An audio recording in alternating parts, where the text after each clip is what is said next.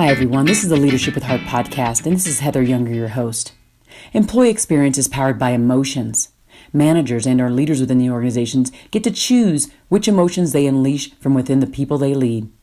Leaders, meaning supervisors or above in an organization, drive much of the positive or negative emotions by their actions or inactions, their words, or what they fail to say. When a manager chooses their words and their actions carefully, they exhibit great emotional intelligence. These managers are often thought of as leaders who care, or as I like to call them, leaders with heart. This special brand of leader drives engagement and loyalty simply by being themselves. Are these leaders perfect? Absolutely not. It is in their awareness and sharing of some of their imperfections that we realize their brilliance. In this podcast, I ask you to see yourself in the stories my guests tell about times when they were not the best versions of themselves, but how they used their hearts to guide them to a place of deeper connection with their teams and heightened leadership prowess. Today, I'm thrilled to be speaking with Keith Freier, one of my favorite leaders, and he is a leader with heart indeed. Enjoy. Hello, everybody. This is Heather with the Leadership with Heart podcast, and I'm thrilled today to have Keith Freier on. He is really an amazing leader. I had an opportunity to work with him at his organization and was able to see the type of heart that he exhibits when he leads his people. Very people first focused leader, and one who actually focuses on developing just leaders on his team or throughout the entire organization that he works. Just has a really global view of leadership and team development and engagement.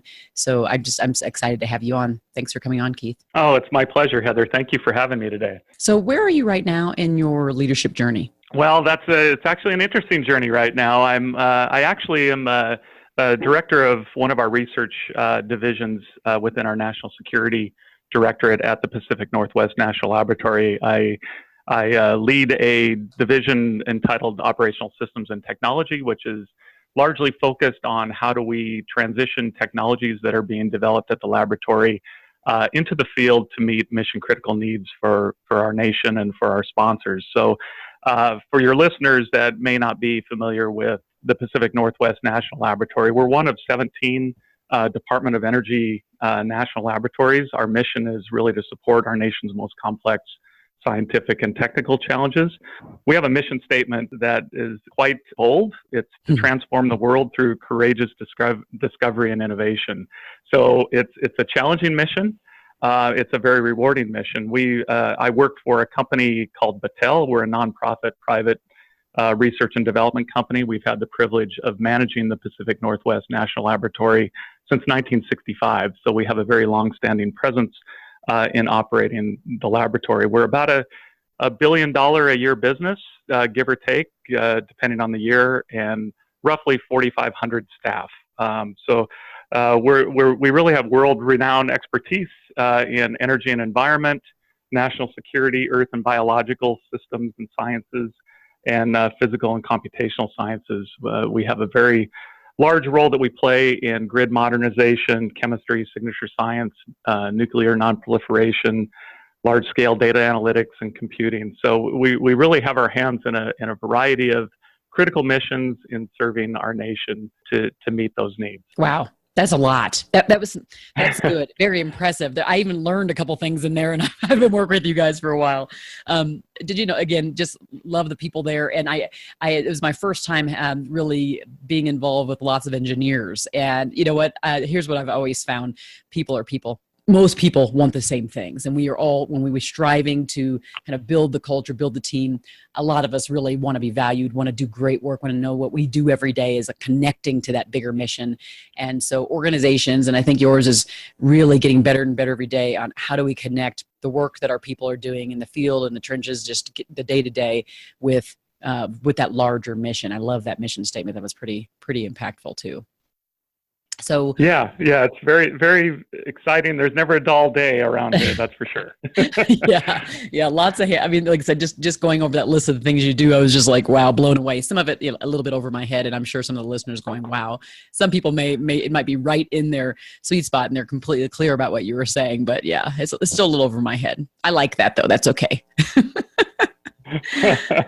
Okay, so when we think about this is kind of an interesting spot because there are a lot of folks in your organization that are, engineers and physicists, and we tend to think of those people as, more technical and maybe less emotionally intelligent. Maybe that would be kind of a stereotype of the type of person that's doing the work that they're doing there. I haven't quite found that. I do feel like there were some including you, obviously that's why you're on here, some very emotionally intelligent, very intelligent, so IQ intelligent people, and some very emotionally intelligent people there. What do you find? I mean, so when you're working with all of those different cross sections of intelligence, what do you find, I guess, to be the biggest challenge? Because you are a super strong communicator, and a very emotionally intelligent leader. What do you think your challenges are in that area? I think, it's a great question. I think the challenge really is about getting to know the individual. I really focus on, my philosophy is leadership is all about influence, and to have that influence, you have to have trust. And that's something that is earned, it's not given. And so people have to know that you have their best interest in mind, whether you are the subject matter expert and can speak intelligently at a technical level, but all in all, they need to understand that you care and that you have their best interest in mind. I am a firm believer that the health of any organization is really a direct reflection of leadership. It reminds me of one of my favorite movies. Is a movie that came out sometime in the early 2000s called Remember the Titans. Denzel Washington movie. I love and there's a scene in that movie that has just always resonated with me, and something that really drives me in my day to day. And it was for your listeners that may or may not be familiar with the movie. There was a scene where Denzel Washington, as the head coach of this high school football team, it was set in the early 70s in a community in Virginia where the school board decided to integrate an all-black high school with an all-white school, and so the movie was about the struggles and the issues of integrating the schools, and then it was really centered on this high school football team and the issues that they were having in bringing the two communities together with this high school football team. And there was a scene where Denzel Washington is talking to one of the team captains. His name was Julius, and was really coming down hard on him about his attitude, or his poor attitude. And Julius made a statement that always resonated with me, and he said, "With all due respect, Coach, attitude reflects leadership."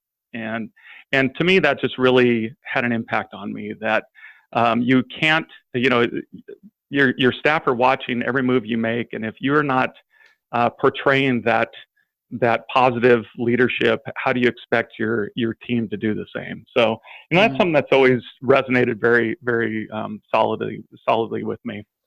That's amazing. Yeah. Given that, because I know I've seen kind of some of your leadership style and based on what you've said here, but so where do you think your desire to lead came from? Some people get it because maybe they were in sports, or maybe it was their father or their mother, or it could be all kinds of things. What was it, the thing that drives you to lead others? Well, I'm a big quote person, and there's a quote that was made by Thomas Edison, and the quote goes something like, "Opportunity is missed by most people because it's dressed in overalls and looks like work."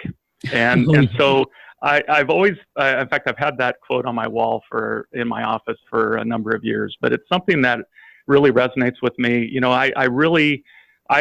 I look back on my career, it's really been based on a strong work ethic. My grandfather immigrated from Russia when he was 16 years old with not a dollar in his pocket, and started homesteaded in a very remote area of northern Montana. The guy was strong. He didn't shy away from work, and I guess that's just part of my DNA. I'm really kind of that roll up the sleeves kind of guy. I never ask others to do something that I wouldn't be willing to do myself, and I think that is something that has gained the respect of my team, that they recognize that I'm not going to ask them to do something I wouldn't be willing to do myself. But, as I mentioned in my description of the work that we do here at Pacific Northwest National Laboratory, mission really drives me. And I think, frankly, it really drives everyone that works here at the laboratory, because we have such an empowering mission. We're empowered to solve those big problems, those big ideas. And, I would say that probably my biggest motivator is being told that something cannot be done. To me, that's a challenge. I guess I guess my stubbornness kicks in. I guess stubbornness is a good thing if it's channeled appropriately. But I always take on that challenge and to prove people wrong. That if somebody says it can't be done, I'm going to go out of my way to prove them wrong. But at the end of the day, I really love to build things, whether that be buildings or organizations or programs or people. Somebody along the way told me, your job as a leader is to, build the runway and then get out of the way and let them fly and land the planes. And it's a simple analogy, but it makes a lot of sense, that we as leaders oftentimes get too tied up in the day-to-day details and micromanage. And the best thing is to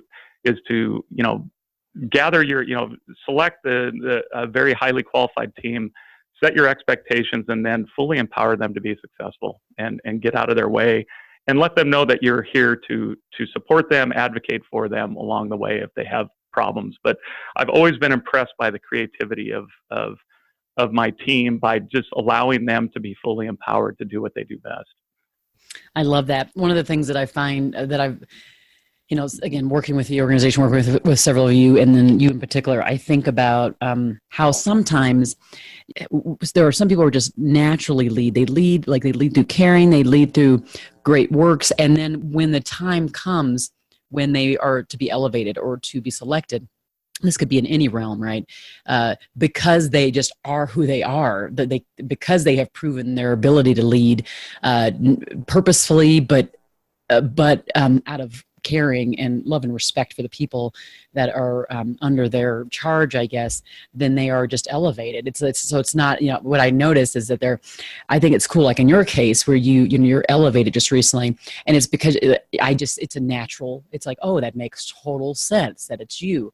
And it's not that you fought to go do that. In fact, you probably were doing everything not to do that, but but in the end, you're there because you're just like the natural choice to be there. Have you ever seen that, or you noticed that even just because you've been working there for a while? Have you ever noticed that just with even other people, other leaders, where they just fit? They just fit just right. And when it was time for that move to elevate someone, to move someone up to team leader, to a manager, or to a director, or whatever it is, role in the organization, it just made sense. And there was just nobody. They weren't even trying to go after it. It just made sense. Yeah, absolutely. I couldn't agree more with that, Heather. In fact, that tends to be, the advice I give to my team often is when staff are looking for what is that next opportunity. And, in my experience in my career, there's been very few positions that I've gone after, had to go seek. Most of the time they come knocking at my door and the opportunity approaches me. I've been fortunate in that regard, but I think it's one of those things that if, I think it all comes down to getting out there and being willing to get out of your comfort zone and to take those risks and to be somewhat vulnerable. I mean, oftentimes when I've taken on some of these roles, they don't see me sweating on the inside, but you have to be willing to put yourself out there and be willing to take those challenges on, even if you're not completely confident that you're ready for it, but to be willing to be vulnerable and to take those challenges on, because I think that's where the learning really comes from. Is once you get out of that comfort zone, you're able to really learn. I always advise people never shy away from an opportunity to learn. That's great. Carol Dweck has this book on mindset, and it's an idea of fixed mindset versus a growth mindset. And it's that same idea of I just want to, stepping out of the zone, thinking differently about things, learning new things to grow as a person and grow the organization and grow the team. So I think that's wonderful that you say that you have that mindset. And again, when you have that mindset based upon what Denzel Washington said in Remember the Titans, or actually what Julia said to Denzel about, the attitude reflects leadership, you having that exact, attitude definitely has to spill over to your team. Do you see that in fact, that it happens, whether it's good or bad? Have you seen that? Oh, absolutely. In fact, it was very interesting to listen to your podcast last week and the individual you had on from the oil and gas sector. And, that discussion came up in your discussion, in your talk with him about how you're, whether you like it or not, you're being constantly observed and evaluated. And, I had I had a manager that I highly respect. His name is Larry Casaza, works here at the lab. And when I worked for him, he made a comment to me that really stuck with me. My first day on the job as a line manager, and he sat me down and he said, "I just want you to know that from this point forward, you're never allowed to have a bad day."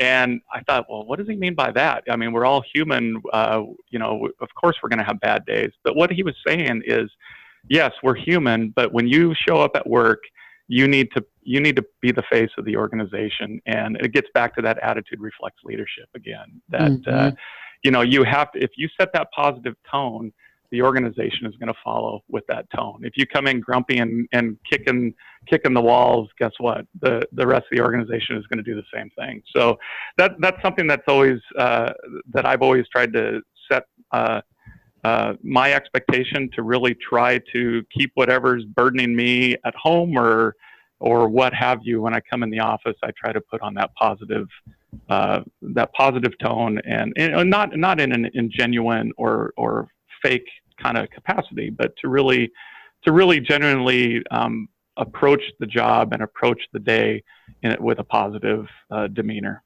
I love that. I love this, the intentionality of just what you talked about. It really, because it does take effort. This is not easy. It's not easy being a leader. That's why not everybody wants to manage people, and not everybody wants to run an organization, because it's not easy to keep that face on. And I think that there's a balance, and it's not always an easy one to strike, where we, again, put on the face, we keep positive, we try to see the positive side, and we exemplify and we show that to our team. But when times really are kind of crazy or bleak and you are feeling it, and not, trying to continuing to have that face on, when sometimes you have to show a little bit of either discomfort or a little bit of, not necessarily worry, but that, like, okay, it's time for us to make some change, and kind of the face has to change a little bit, but not go overboard with it. I have found in my leadership roles that has been the hardest one to strike. It's just kind of like I have to show some so that they know this is really important. I need to work on it, but I can't show too much because I don't want them to be fearful, and I don't want them to, have stress and all this stuff. So do you find that same thing? Right. Because the work you guys do is very complex, so I know. Well, yeah, absolutely. And at the end of the day, I mean, you have to be genuine in your approach. I mean, people are going to be able to read you like a book if you're just artificially putting a happy smile on your face and they know that you're freaking out on the inside. It has to be genuine. And I go back to being willing to show that vulnerability. Your team wants to know that you are human and that you're struggling with things as well. And so I really try to be as transparent as I possibly can. Obviously, there's certain areas where you just can't be as transparent as you would like.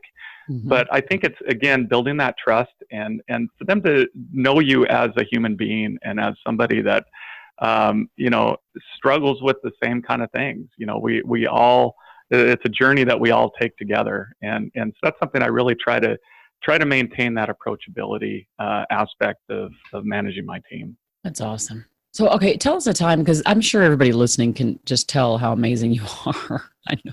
Of course, I already believe that. That's why you're here. But just hearing all of you can just sense it when you hear sometimes in people's voices, at least I know I can. And, but is there ever a time, can you think back on a time, recent or in the past, where you maybe just weren't the best shining leader that you could be? You were a little disappointed in yourself and how you reacted and how you behaved. Any specific story on that? I love that. Oh my gosh! I don't think we have enough time on this podcast to cover all of my screw ups. But let me try to summarize a little bit. I for fear of being too generic in my response, Heather, I think for me, probably my biggest struggle, it all kind of boils down. It all seems to be centered around patience, or the lack thereof, I guess, is probably more appropriate. It's very easy as a leader to get fixated on the day-to-day delivery and execution, and where we kind of get in this mode of we're the rapid fire fix it guy, and we're barraged with problems and challenges all day long, and we kind of get into that mindset of how can we fix this quickly and move on. And I'm often reminded by my wife when I come home at night and she wants to sit down and talk about something, and I'm quick to start coming up with a solution, and she's corrected me on more than one occasion that, look, I'm not asking you to fix it. I just want you to listen. And so that's something that I struggle with, and I try to strike that balance. Is there's times when, you have to slow it down and you have to take the time to listen to opposing arguments. Oftentimes there's conflict that it's important to hear out both sides of the story before you jump to a solution. And I think, the examples I look back on where I've failed as a leader, it generally comes down to some version of that impatience, wanting to solve the issue too quickly without really taking the time to fully understand both sides of the story, and make sure that your team understands that you've at least listened and factored in their points of view before you make a decision. There's been, whether that be a staffing conflict or whether that be a programmatic thing, we tend to very easily jump into rapid fire fix it mode, and that's not always the most appropriate thing. So patience is key. I know in my working with you, and you were very instrumental in helping guide me in developing a new strategy for my division, and when I took over the division a while back, and I remember having these discussions with you in that regard on the patience that it takes time to really develop a strategy. And while I could do it quickly, if I don't have if my team isn't along with me and they don't see their fingerprint on the strategy, it's never going to be sustainable. So, I always try. It's been hard, but I think now looking back, and we now have a strategy in motion, and I'm while it's not perfect, I feel like we've come up with a strategy that everyone is rallying around. They see their part to play in the strategy.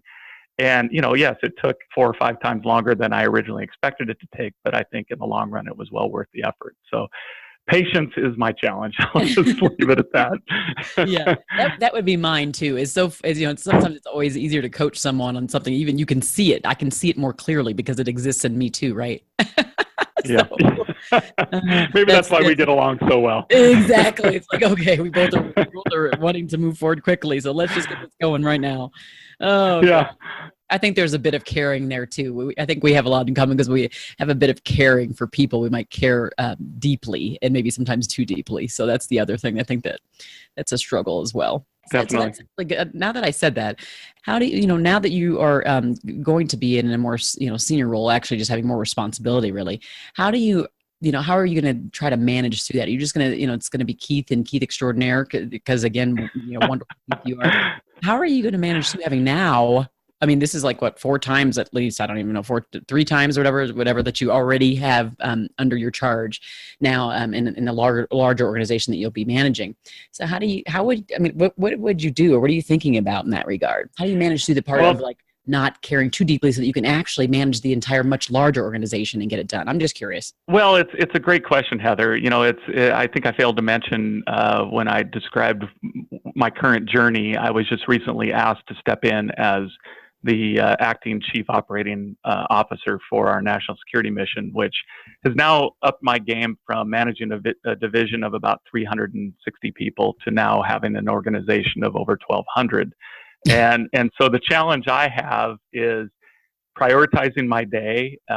It's also a great opportunity for me to go explore areas of our business that I haven't normally been involved with on a day-to-day basis. So I'm really looking forward to the opportunity to venture out and really get more ingrained and fully understanding the people and the capabilities we have in some of our other research areas that I know on the surface, but I haven't had the direct opportunity to work on a day-to-day basis with them. So that's going to be, I'm really looking forward to that opportunity to broaden my experience on the good work that we're doing. But it really comes down to prioritizing your day. I would say, and I know you and I have talked about this multiple times, the challenge of time management. And there's only, God only gave us 24 hours in a day. And despite my stubbornness and persistence to try to change that, that's the reality. And so it becomes how do you tailor your day and make those hard decisions on what you can focus your attention on and what you cannot, and still provide an engaging environment where staff feel like they have the ability to walk in your office and say hello or share an issue they're having. I really pride myself with having an open door policy, and I struggle often on how to really balance that to address the day-to-day needs of the organization and still be open and accessible to anybody that wants to stop by and bend my ear for a minute or two. So, that's a struggle. I fully expect that to be a much greater challenge given my new capacity as I venture into it. So, at the end of the day, I think people understand, and what I've learned is, if somebody stops by and I just tell them, look, now's not a good time, but I will follow up with you, and make sure that you make a note to follow up with them. It may be a day, a week, or a month later, but follow back up with them. People respect that. And so it's a juggling act. I oftentimes feel like I'm just, constantly juggling balls in the air, but that's an exciting element as well. And I look forward to the challenge. Yes, I love that. And again, I love that about you. And I'm sure your people do too. Just that being able to do that positive framing, and you do that a lot. You just do it constantly. It's important, I think, in this more senior role anyway, having to continue to reframe the state that's right in front of you without having to become overwhelmed in it. Right. So, yeah, I think it's beautiful. So, what do you do? Just thinking about your overall. The way you do things. What do you do to reconnect with your team when like things are just particularly crazy, or they've been tenuous, or they're just stressful, and that you've maybe gotten disconnected? And I'm really mostly talking about your direct reports, the people that really are reporting to you, and you kind of have that management function over. Sure. What do you do to reconnect with them? So, that's always, I'm always looking for tips and tricks on how to do that better. I have a standing approach where I have routine one-on-one meetings with all my direct reports. I try to do that on at least a monthly basis, to where we can really have focused time together to address whatever's on their mind, and make sure that I understand what they need of me, as well as gives me an opportunity to share with them what my expectations or needs of them are. So that's always an effective way. I always try to do, at least annually, have an offsite retreat where my direct reports come together and get away from the barrage of the telephone calls and the tyranny of our calendars that never seems to allow us to really focus more than 10 minutes on anything. But to really step away and be able to really focus on some critical issues or challenges or, strategy around, that we just don't have the time during the day-to-day to focus on. So I really try to do that. I would love to say that I'm really good at taking time to walk the halls and visit people in their space. That's something that I really try to do, but it's very difficult. Again, going back to that time management challenge. But I find the most engaging conversation I have are really those personal ad hoc, stopping by, poking your head in an office, and just asking them, what are they working on? What are they challenged with today? And people really appreciate that personal one-on-one time. And then I have to mention, I love introducing humor into the workplace, and humor can be one of those dangerous things, right? Some people, humor can be stretched too far, but I find that if you just kind of lighten it, I mean, we all have very stressful jobs and we're doing important work. Sometimes it's fun to just add a little humor and levity into the situation, whether that be through joking or just lighten the tone. Sometimes I like to leverage humor wherever I can. And then, I try to also really be sensitive and perceptive to if one of my team is just struggling with something. They may or may not be comfortable bringing it to my attention, but if I have a spidey sense that there's something going on, I'll reach out to them. I'll invite. I have a little joke we have around here. There's a brew pub down the street called the White Bluffs Brewery, and so I'll say, it's time for a meeting in the White Bluffs room, and we'll go off site, and we'll have a beer, and we'll talk about it. And I love doing those sorts of things as well. So there's really no hard and fast way of doing this. A lot of it is really personality driven. Some people are much more motivated by a formality of a one-on-one session. Other people like to just as we're passing in the hallway, chat about a couple of things and move on. So you really have to kind of tailor your approach to the individual to get, be as effective as you can with each person.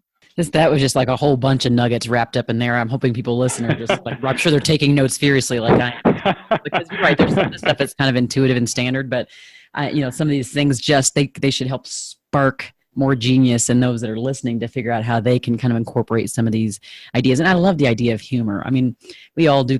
Leaders, we can take ourselves just way too seriously. And so I think the part of just like bringing some laughter to things, it really can loosen us all up from the stressful stuff that we're facing. So I can appreciate that. So for those who are listening that, maybe struggling a little bit in their leadership, just there could be some challenges, or they're just kind of having some doubts. What might be maybe like a nugget or some words of wisdom you'd like to leave them with for their day, and maybe just to bring them on through the week? I've already mentioned a number of things. I'll just summarize a few. For me, I think it's really never shy away from an opportunity to learn. I think that is something that has really been a guidepost for me in my career. And in the moment, I'm sometimes going, why in the world did I take this on? This is a death sentence and that whole thing. And then when you look back a year or two later, and the growth that resulted from that experience, and the wealth of knowledge and experience that you gained is just incredible. At the time, it seems like a horrible thing, but it's really getting yourself out of that comfort zone. I think we have a tendency to get very comfortable in our role. And really, I'm a firm believer in the best opportunity for growth and advancement is really to stretch yourself and be willing to be a little bit vulnerable. I'd also say don't take yourself too seriously. You touched on that. Be able to laugh at yourself. We tend to be our own harshest critics. And, sometimes you just have to kind of look in the mirror and just laugh at yourself, because we all are human and we're all on this journey together.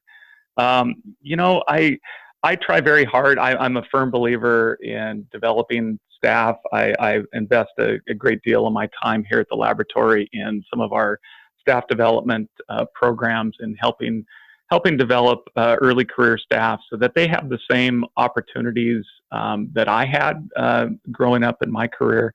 And I'm a strong proponent. One of the things that we're investing a great deal in at the laboratory right now is in mentoring. And I've had mixed experiences with mentoring along the way. A successful mentoring program really comes down to a commitment between the mentor and the mentee. If they're not all in, you can't expect it to be overly successful. But I was given a tip a while ago that has always been something I've tried to live with, and it was a concept around oftentimes when we think of mentoring, we think of a single mentor, single mentee, and I was given some advice many years ago about really the secret to mentoring is a concept of what we call developing your personal board of directors. And what I mean by that is, I've always been impressed. I don't care how senior the leadership is. It could be, you go straight to the CEO's office. And if you ask them, can I have some time to have you give me some advice, counsel, mentoring on how to develop my career? I've always been astounded by the reception you get by senior leadership. They are more than happy. Again, they're all juggling the same balls that we all are, but they will make the time for you. And so, especially if you come to them and say, I would really like you to be on my personal board of directors, you don't have to lean on one particular mentor. You can have a whole team of people, because, what I've found over the years is I recognize really positive, solid characteristics of effective leaders, and I try to emulate those portions of what they do really great. And oftentimes that isn't all packaged up in one single individual. So, I surround myself by my own personal board of directors that I use, and to really, I recognize the strength that a particular leader has, and I want to go emulate that, and not try to, completely mirror everything else that they do, but just pick the key points that you really want to aspire to emulate. And so I would give that as kind of a challenge, a recommendation for your listeners to think about developing your own personal board of directors. And the key to that is to go and specifically ask those leaders if they would be willing to serve on your personal board of directors. I think you'll be astounded by their response and reception to that idea. Oh, I love that. I'd read that somewhere else. It might have been a Wall Street Journal or something, but I really like that idea. And then just going out and specifically asking them, and the fact that it's not just one person, maybe it doesn't overwhelm them because there's more than one, and you're going to not try to meet with them every single day, or maybe even every other, right, because you have other people to meet with. So I love that. Yeah. Good guidance. Well, I appreciate that. Hopefully the listeners have really appreciated listening into you and, heard your passion for just leadership as a whole. Leadership with heart can be can be someone who has one team member all the way up to someone who's leading an organization of 5,000. It could be any range, really. The key here is you have to care first. That's probably the first prerequisite. And then kind of have enough emotional intelligence to be able to kind of control what it is you show and when you show it, and have that vulnerability and build the trust. So this has just been wonderful. For those who want to get a hold of you, I think you said just go ahead and let them know about the LinkedIn, your LinkedIn address. And what I'll do is I'll include that in the show notes for those who are listening.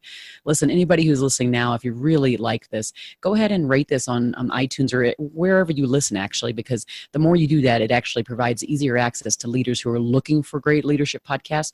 So I definitely appreciate you doing that. And it's been wonderful, Keith. Thank you so much for joining this call. Heather, thank you so much. It's been my absolute pleasure. Thank you for listening to the Leadership with Heart podcast. You can grab the show notes by visiting customerfanatics.com. And don't forget to subscribe to our newsletter.